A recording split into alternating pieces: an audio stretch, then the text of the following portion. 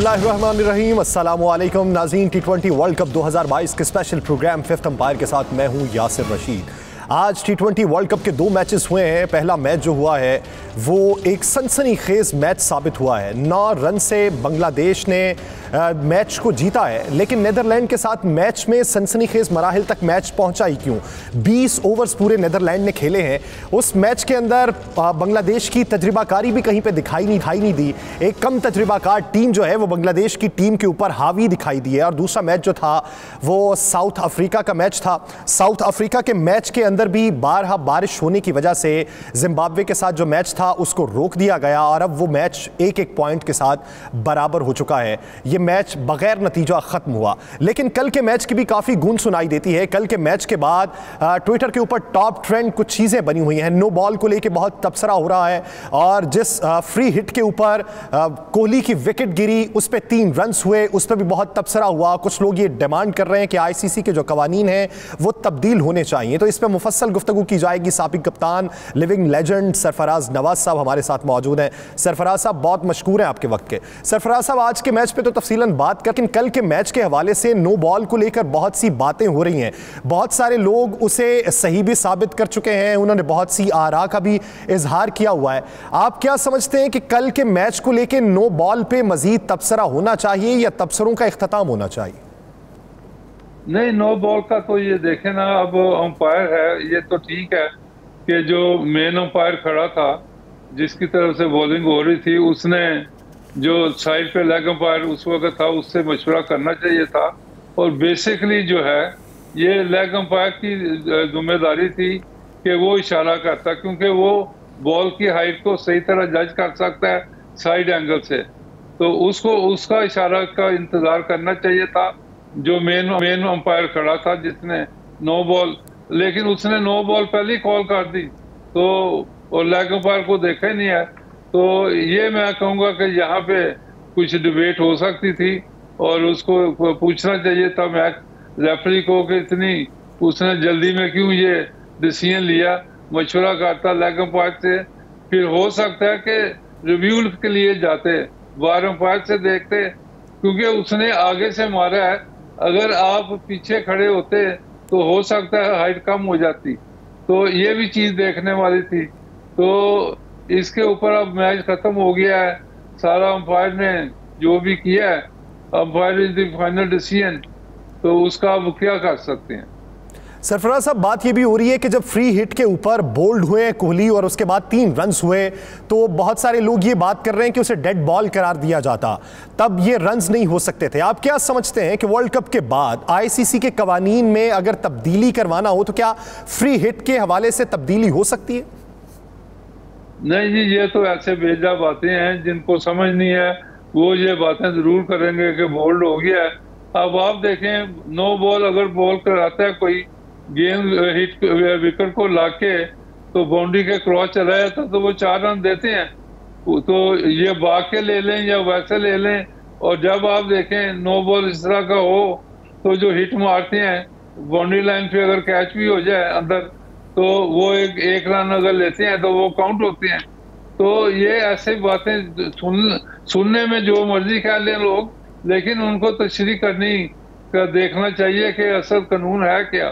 वो सिर्फ run out जो है इज द ओनली डिसीजन, वो उस वक्त आउट हो सकता है अगर कोई रन आउट हो नो बॉल के ऊपर, वरना तो। लेकिन सरफराज साहब, अगर क्रिकेट फैन इसके हवाले से कोई बात करे तो ठीक है, उसको समझाया जा सकता है, लेकिन साबिक क्रिकेटर्स इस पर राय देना शुरू कर दें और वो ये कहें कि अंपायर की तरफ से गलत फैसला हुआ है तो ये एक नए मुबाहिसे को जन्म दे देता है। नहीं, अब जबरदस्ती अगर क्रिकेटर कहें तो उनकी मेरा ख्याल समझ में थोड़ा समझना चाहिए कि जब आदमी नो बॉल के ऊपर हिट मारता है और कैच आउट हो और एक स्कोर ले लें तो वो स्कोर काउंट नहीं होता। ये मेरी अगर बात सुन रहे हैं तो इसके ऊपर गौर कर लें। अगर गेंद विकेटों को लाके क्रॉस चला जाए बाउंड्री लाइन के बाहर तो वो भी 4 रन देते हैं इस तरह की पोजीशन में। तो भाग के ले लिए तो 1 रन भी भाग के लो तो वो काउंट होता है, कई दफा हुआ है। और उसके बाद 3 रन ले लिए वो भी काउंट हुआ है। तो इसमें मेरा ख्याल है डिबेट इस पे नहीं हो सकती, लेकिन जो वो चेस्ट साइड पे या असल तो वेस्ट साइड पे से ऊपर गेंद हो तो वो उसको आप नो बॉल दे सकते हैं। वेस्ट साइड तक तो नो बॉल नहीं होता, उसके ऊपर आप डिबेट कर सकते हैं कि अंपायर ने बड़ी जल्दी में और हेस्ट में डिसीजन किया है। ये मैं कहूँगा कि ये अगर कोई नुक्ता उठा सकते हैं तो उठा लें, लेकिन इंडिया आप सरफराज साहब क्या समझते हैं कि पाकिस्तान इस नुक्ते को उठाने की हैसियत रखता है? शायकीन क्रिकेट को इसमें भी बहुत से तहफ़्फ़ुज़ात होते हैं कि आईसीसी के अंदर पाकिस्तान की लॉबिंग मजबूत नहीं है, बिग थ्री वहाँ पे राज करते हैं। तो इंडिया की लॉबिंग क्रिकेट के अंदर ख़त्म करने में या बिग थ्री की लॉबिंग ख़त्म करने में या पाकिस्तान को अपनी लॉबिंग मजबूत करने के हवाले से क्या कुछ प्लान करना चाहिए? नहीं, देखें, इंडिया के आगे आप कुछ नहीं कर सकते। सबसे बड़ा रेवेन्यू जो आता है आईसीसी को, उनकी तनख्वाहें, उनकी मौजें और उनसे जो उनके पास पैसा है वो 75% तो इंडिया से आता है। तो उसमें तो आप कुछ नहीं कर सकते। और उसके बाद इंडिया का इन्फ्लुएंस थ्री बिग जो बने थे, इंडिया, ऑस्ट्रेलिया और उसके साथ फिर न्यूजीलैंड भी आ गया, उसके साथ इंग्लैंड भी आ गया। और वो जो बिग थ्री और इस तरह का चला था वो तो अब इकट्ठे हैं। उसके बाद आप देख लें जो पाकिस्तान के टूर कैंसिल हुए हैं वो भी इंडिया का इन्फ्लुएंस था। और लेकिन ये भी तो नुकता सरफराज साहब इसमें अहम है ना कि पाक इंडिया का अगर मैच हो रहा है और इब्तदाई मैचेस में T20 वर्ल्ड कप के तो 90,000 शायकीन बैठे देख रहे हैं। अगर इंडिया का मैच किसी और टीम के साथ होता तो शायद ये 90,000 शायकीन भी ना होते। इंडिया के लोग अगर देखने आते हैं शौक के साथ तो वो पाकिस्तान के साथ मैच देखने आते हैं ना। तो पाकिस्तान अपनी मजबूती किस तरीके से बढ़ा सकता है? मजबूती तो यही है कि पाकिस्तान की जो टीम है वो आउटस्टैंडिंग परफॉर्मेंस देती रहे और एक फॉर्मिडेबल टीम बन जाए और मैच जीते, नंबर 1 दुनिया में टीम अपना कराए। और उसको तो फिर प्रेशर बड़ा पड़ेगा। जब देखें जी, इससे पहले भी जब बातें होती थी तो शुएब अख्तर या इस तरह के बॉलर्स के ऊपर ये कहना कि ये थ्रो करता है तो इस तरह उसको एक्शन उसका ठीक नहीं है। तो तौकीर रियाज साहब जो जनरल साहब थे उस वक्त चेयरमैन क्रिकेट बोर्ड, उन्होंने आईसीसी को थ्रेट दी थी कि अगर हमारे बॉलर को ये नो बॉल करार दिया तो हम पाकिस्तान की टीम आईसीसी से विड्रॉ कर लेंगे। उस वक्त देखे Pakistan team one of the strongest team थी और हर दुनिया की टीम चाहती थी मुल्क के पाकिस्तान खेलने उनके मुल्क में आए। और उस ये देखें इस वजह से किसी को नो बॉल करार नहीं दिया गया और फिर रूल बदले कि 15 डिग्री पे अगर बैंड हो तो इस तरह मुरली दलन का मामला चला। तो ये चीजें तो आपकी टीम अगर स्ट्रांग हो तो फिर चलती हैं, वरना तो फिर वो इसी तरह की बातें हैं जी। लेकिन सरफराज साहब हमारी टीम तो मजबूत हो चुकी है ना, दुनिया का पहले नंबर का बल्लेबाज, फिर तीसरे नंबर का बल्लेबाज और हमारे पास बेहतरीन इस वक्त फास्ट बॉलर्स भी मौजूद हैं। टीम की मजबूती तो रफ्ता रफ्ता बढ़ रही है। ये एशिया कप के हवाले से जो जे शाह ने बयान दिया कि पाकिस्तान जाके इंडिया की टीम नहीं खेलेगी और अगर इंडिया वेन्यू बनता है किसी बड़े मैच का तो पाकिस्तान की टीम को आना पड़ेगा, इसके ऊपर आईसीसी के प्लेटफॉर्म के ऊपर पीसीबी को मौकिफ क्या अपनाना चाहिए? देखें, ये जो आपने टीम के प्लेयरों की बात की है ना, ये तो इंडिविजुअल है ना। असल मामला तो आता है रिजल्ट क्या आप दे रहे हैं टीम जीतने का, तो उसके बाद फिर आप बात करते हैं नंबर 1 अगर टीम रेटिंग में हो तो फिर बात है। बाकी तो देखें, बाबर आजम को दुनिया मानती है कि he is one of the best player और रिजवान ने बड़ा इम्प्रूव किया है। दोनों की पार्टनरशिप चलती रही है तो पाकिस्तान कुछ मैच जीतते रहे हैं। वरना तो आप देखें, वो दूसरी मैं ये बात करूंगा कि इस वक्त पाकिस्तान की जो बैटिंग ऑर्डर या बॉलिंग या सिलेक्शन ऑफ द टीम, इसको बेहतर इम्प्रूवमेंट की जरूरत है। अगर चेयरमैन क्रिकेट बोर्ड सुन रहे हैं तो मैं उनको सजेशन दूंगा अभी आपके थ्रू जी। सरफराज साहब, आज 1 साल हो गया साबिका जो T20 वर्ल्ड कप था उसमें पाकिस्तान ने इंडिया को हराया था। हमारे ओपनर्स ने ही ऐसी जान मारी थी कि एक तारीख रकम की थी। आज 1 साल बाद, साल पूरा होने से 1 दिन पहले पाकिस्तान ने हार का भी सामना किया और वो भी एक सनसनीखेज मैच के बाद। आपने कल बातें ये की थी कि टीम में कुछ तब्दीलियां की जा सकती हैं, वो तब्दीलियां क्या हो सकती हैं? प्लेयर्स को तब्दील किया जा सकता है या बैटिंग ऑर्डर को तब्दील किया जा सकता है? बैटिंग ऑर्डर भी चेंज करना पड़ेगा और अब मैं कहूंगा कि जो आपके वाइस कैप्टन है उनको थोड़ा सा बेहतर अपना रवैया रखना पड़ेगा शादाब को। अब आप देखें पाकिस्तान में भी वो नंबर कभी 3 जाता रहा, कभी 4, कभी बैटिंग नहीं करने आया जब गेंद लगा।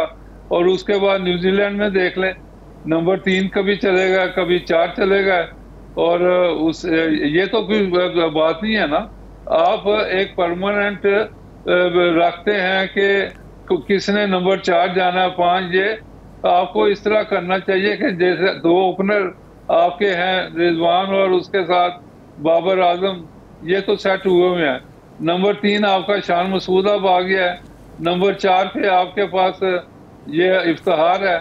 5 पे जो है ना, यहाँ ये अली की पोजीशन बनती नहीं है, क्योंकि वो ऑन की तरफ ऊंची शॉट खेलता है और हमेशा वहीं पे आउट होता है। तो एक तो ये बात है। उसके बाद फिर शादाब का, हैदर अली, आसिफ, ये 3 जो हैं इसमें से तो एक काम करना पड़ेगा। और आसिफ को नंबर 5 करें और उसके बाद ये जो शादाब है नंबर 6 करें। उसके बाद जो है आपका है नवाज, इसमें भी कंपटीशन आता है। शादाब हैदर अली के हवाले से आपको क्या तहफ़्फ़ुज़ात हैं? हैदर अली की परफॉर्मेंस बेहतर किस तरीके से हो सकती है? हैदर अली की तो डिमांड भी शायकीन क्रिकेट बारहा कर चुके हैं और शायद इसी प्रेशर की वजह से उसे टीम में शामिल किया गया था। नहीं, हैदर अली को तो मैंने काफ़ी मैसेज भी भेजे हैं थ्रू इनका जो डॉक्टर रियाज साहब, इस तरह 1-2 औरों से, कि ये कोच को बताएं जाके कि ये ऑन की तरफ जो ऊंची शॉट खेलता है, शुरू में नीचा खेले, ऊंची मारने की दूर के अभी शुरू में, तो उसमें फिर ये जब आई सेट हो जाए तो फिर जहां मर्जी मार सकते हैं। तो वहीं पे ये अगर 10 दफा आउट हुआ है 12 में से, तो ऊंची शॉट करके ही आउट हुआ है। अब पाकिस्तान में तो बाउंड्री छोटी है, तो वहां तो गेंद छक्का भी चला गया, कुछ हो गया। ऑस्ट्रेलिया में तो बाउंड्री जो है काफी बड़ी है और 85 गज 80 गज, और एक तरफ चलो छोटी है, तो इसको तो एडजस्ट करना चाहिए ना। लेकिन मेरा ख्याल है कि ये चेंज अगर कर लें तो इधर आके मजबूती आपकी होनी चाहिए। सरफराज साहब, ब्रेक पे जाने से पहले एक आखिरी सवाल पाकिस्तानी टीम के हवाले से। आप शाहीन शाह अफरीदी की परफॉर्मेंस को कैसा देखते हैं और आप क्या समझते हैं कि वो बतौर ऑलराउंडर खुद को कब तक मनवा पाएंगे और किस तरीके से? देखें, ऑलराउंडर का तो भूल जाएं, शहनशाह अफरीदी का ये 2 हिटे मारने से तो वो तो नसीम शाह ने भी 2 छक्के मार के इंडिया से मैच जीता था। इन चीज़ों पे इस तरह ना जाएं। देखें, उसकी जिम्मेदारी है विकेटें लें, मैच जीतने के लिए दूसरी टीम को आउट करे, ये उसकी परफॉर्मेंस होनी चाहिए। दूसरा मैं कहूँगा कि थोड़ा सा ही लैकिंग इन, क्योंकि मैच वो अनफिट रहा है, ज़्यादा मैच नहीं खेला और मोमेंटम बनाने में भी वक्त लगता है। Then when you are playing this T20 बड़ा हाई टूर्नामेंट और टीवी के ऊपर इधर उधर जो प्रेशर पड़े हुए हैं, तो इस वजह से भी मैं कहूँगा कि ये अपना बॉलिंग के ऊपर तवज्जो ज़्यादा दे। बैटिंग का तो फ्लूक है, स्कोर कर ले, वरना इसको यू कैन नेवर से कि ही इज एन ऑलराउंडर। जी, ऑलराउंडर पे अभी तवज्जो नहीं देनी चाहिए, अभी सिर्फ गेंदबाजी पे तवज्जो देनी चाहिए और उसे बेहतर करने की कोशिश करनी चाहिए। सरफराज साहब हमारे साथ ही में। नाज़रीन, एक ब्रेक लेते हैं, ब्रेक के बाद वापस आएंगे, आज के मैचेस के हवाले से बात करेंगे। कहीं नहीं जाएगा, स्टे विद अस।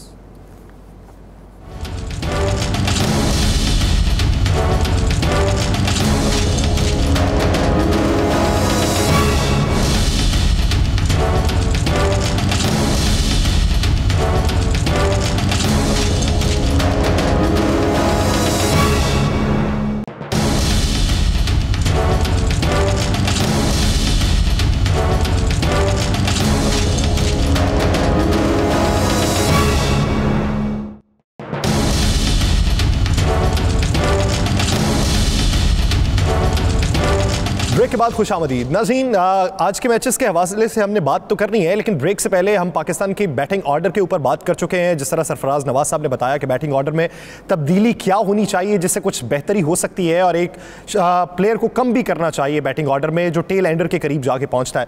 सरफराज साहब, बैटिंग लाइन पर तो हम बात कर चुके, बॉलिंग में बेहतरी क्या हो सकती है? कल के हवाले से बातें ये भी हो रही थी, जैसा कि आपने भी कल तज़किरा इसका किया था कि जो ऑस्ट्रेलिया की पिचेस हैं ये फास्ट बॉलर्स के लिए बहुत कारआमद होती हैं। जब 12वें 13वें ओवर्स में मोहम्मद नवाज को एक ओवर में तकरीबन 20 के करीब रन्स पड़ चुके थे, तो उसके बाद क्या एक स्पिनर को नहीं लगाना चाहिए था, ताकि फास्ट बॉलर को नहीं लगाना चाहिए था, ताकि रन्स को कुछ देर तक रोका जा सकता और स्ट्राइक रेट जो 14 था उसे ज्यादा पे लेके जाया जा सकता?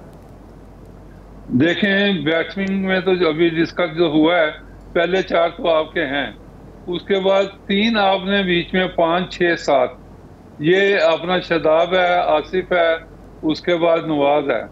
ये 3 में 3 स्पिनर हैं, और इन 3 स्पिनर और ये बैटिंग में भी मैच विनर इनमें कोई भी नहीं है कि single handed as a batsman फंस के मैच जिता दे। तो अब इन 3 में से आपने क्या करना है, 2 की सिलेक्शन करनी है, और इसमें से एक आपने फास्ट बॉलर नीचे ज्यादा बढ़ाना है। और वो मैं कहूँगा कि 3 आपके बॉलर थे, अभी आपने जो बात की है कि नवाज को आखिरी ओवर तक लेके गए हैं, तो फास्ट बॉलर होता तो और चीज होती। तो मेरे ख्याल में वसीम जूनियर जो है वो इन्होंने इस चीज पे मैं हैरान हूँ कि इन्होंने अभी असेस ही नहीं किया कि क्या बॉलिंग कर रहे हैं, किस वक्त क्या कर रहे हैं। ये बस वो लगे हुए हैं एक स्टीरियोटाइप कि 1 ओवर तेज नसीम करेगा, उसके बाद या 2 ओवर, उसके बाद रऊफ आएगा, वो 1 ओवर करेगा, फिर बाद में आ जाएगा। इस तरह टीमें थोड़ी चलती हैं। जब रऊफ ने आउट किया है शुरू में तो उसको 1 ओवर ज्यादा करा दें। अफरीदी का ये है, इनको देखना चाहिए उसकी परफॉर्मेंस कि जो उसने हमेशा आखिर में बड़े रन दिए थे, और उसका आप देख लें ऑस्ट्रेलिया के खिलाफ जब हम मैच आ रहे हैं उस वक्त भी आखिर में उसको काफी मार पड़ी थी। तो उसको ये तो सरफराज साहब फिर हारिस रऊफ का भी यही तो ट्रैक रिकॉर्ड है। हारिस रऊफ का ट्रैक रिकॉर्ड ये है कि इब्तदाई जो ओवर्स होते हैं उनमें वो विकेट्स निकाल पाते हैं कि, और जब आखिरी ओवर्स में उन्हें मौका दिया जाता है, जब रन्स भी बहुत ज्यादा होते हैं, तो उनके पिछले कोई 17 मैचेस का ट्रैक रिकॉर्ड तो यही बताता है कि वो उन मैचेस में बहुत ज्यादा रन्स देते रहे आखिरी ओवर्स में। यही यासर, मैं यही तो कह रहा हूँ कि ये स्टीरियोटाइप भी लगे हुए हैं कि इसने उतने ओवर करने हैं और हर मैच में एक ही तरह की बॉलिंग ये चेंज हो रही है। तो इस तरह तो नहीं चलेगा ना। आप देखें कि अगर बॉलर का रिदम आ गया है तो उसको 1 ओवर 2 ओवर ज्यादा करवा दें। अब अफरीदी नया गेंद बड़ा आउटस्टैंडिंग करता है, उसको 3 या 4 ओवर शुरू में करवा दें। उसके बाद आपके पास 4 तेज बॉलर तो आपको खिलाने पड़ेंगे, और जो 3 आपने स्पिनर खिलाए हुए हैं उनमें से 2 करें, एक फास्ट बॉलर वसीम को ले आए, और वसीम का टुवर्ड द एंड उसको 2 या 3 ओवर उसके आखिर में रखें, क्योंकि उसका गेंद रिवर्स स्विंग होता है और वो यॉर्कर नुमा बॉलिंग करता है, तो आखिर में उसको इतनी मार भी नहीं पड़ती दूसरों के मुताबिक। तो ये और नसीम शाह का भी है, उसको भी आखिर में इतनी मार नहीं पड़ती जितनी दूसरों को हमने देखने में आई है। तो ये एडजस्टमेंट तो कोच का काम है, असेस करके कैप्टन से डिस्कस करके, और ये सारी चीजें। सरफराज साहब, प्रेशर वाले मैच के अंदर जब आपको लगता ये हो कि आप मैच अपने हाथ से निकलता हुआ देख रहे हैं, तो सीनियर जूनियर पर रिलाय करने का तरीका कार क्या होता है? क्या अगर जूनियर बहुत तजर्बाकार भी आपको दिखाई दे रहा और आपको लगता हो कि ये विकेट निकाल पाएगा, तो ज्यादा रिलाय सीनियर पे नहीं किया जाता? नहीं, देखें, बीच में आपने देखा होगा जब ओवर खत्म होता है या जो भी एक 3-4 इकट्ठे मिलके डिस्कस करते हैं, आपके पास वो रिजवान है, विकेट कीपर की ज्यादा आई होती है एज ए जो बॉलिंग देख रहा है कि क्या हो रहा है क्या नहीं, बैट्समैन क्या पोजीशन कर रहा है, तो वो है, कैप्टन है, उसके बाद वाइस कैप्टन है, एक आधा सीनियर, और बॉलर भी साथ खड़ा होकर बात कर ले कि मुझे इस हैंड से नहीं दूसरे हैंड से और ज्यादा सूट करेगा, बाउंड्री छोटी किधर है, बड़ी किधर है, ये सारी चीजें एडजस्ट करनी पड़ेंगी। और कैप्टन को और दूसरे प्लेयरों को आपस में 1-2 मीटिंगें करनी चाहिए, और उसके बाद जब 10 ओवर का ब्रेक आता है पानी का, तो उस वक्त भी आप डिस्कस कर सकते हैं। आपका जो कोच है बाद वो कोई आइडिया दे के 12th मैन जो है उसको अंदर भेज सकता है। तो ये चीज़ें इस तरह चलती रहती हैं, तो इस तरह ये करना चाहिए। और स्टीरियोटाइप मैं कहता हूँ जो इन्होंने एक चीज़ पकड़ ली है कि, और उसके बाद नवाज का और आसिफ को देखें, आपने बॉलिंग ही नहीं कराई। वो एज ए ऑफ स्पिनर और बैट्समैन आया है और उसको नंबर 7-8 पे भेज रहे हैं, तो शादाब को ऊपर भेज रहे हैं। तो ये सारी सरफराज साहब, अगला मैच जो पाकिस्तान का है वो 27 तारीख को जिम्बाब्वे के साथ है। अगर आज जिम्बाब्वे का मैच साउथ अफ्रीका की टीम के साथ देखें तो बारिश की वजह से मैच रुका भी, 9 ओवर्स तक महदूद रह गया। फिर जिम्बाब्वे ने 80 रन का टारगेट दिया, जिसके हदफ के ताकुब में साउथ अफ्रीकन टीम जो है उसने 3.2 ओवर्स के अंदर 49 रन कर लिए। डिकॉक ने 18 गेंदों के ऊपर 47 रन की इनिंग खेली है। क्या समझते हैं कि पाकिस्तान का अगला मैच जो है वो किस कदर आसान होगा? देखें, ये जो एक पॉइंट मिल गया है आखिर में, ये फिर 7 ओवर पे रिड्यूस हो गया था जब मजीद बारिश आई है, और उसमें फिर 64 करना था, और उसके बाद फिर और बारिश आ गई 5 ओवर के बाद। तो फिर मैच ये जैसे आपने बताया कि एक पॉइंट हो गया है। तो आइंदा में जिम्बाब्वे की टीम तो मेरा ख्याल है कि पाकिस्तान की काफ़ी मजबूत टीम है बॉलिंग में भी, और वो इतना, लेकिन हर मैच को इजी नहीं लेना चाहिए, और उसमें तो एक आप एडजस्ट करना पड़ेगा। ये 3 जो 5, 6, 7 का मैंने फार्मूला बताया है, इसमें से 2 और 1 कम करके वसीम को खिला के ये आप मजबूत करें आखिर में, जो आपकी बॉलिंग पे हमेशा रन देती है। तो इसमें एडजस्ट करना पड़ेगा जी। जिम्बाब्वे की टीम के साथ मैच जो होगा वो आसान मैच ही होगा, और कुछ बेहतरी करने की ज़रूरत है। कुछ टिप्स सरफराज नवाज साहब ने दिए हैं बैटिंग ऑर्डर के हवाले से और बॉलिंग लाइन लेंथ के हवाले से। बहुत शुक्रिया सरफराज नवाज साहब इस हवाले से अपने के लिए। नाज़रीन, 5th अंपायर का वक्त ख़त्म हुआ चाहता है। आपसे मुलाकात होगी कल। अपना ख्याल रखिएगा। अल्लाह ने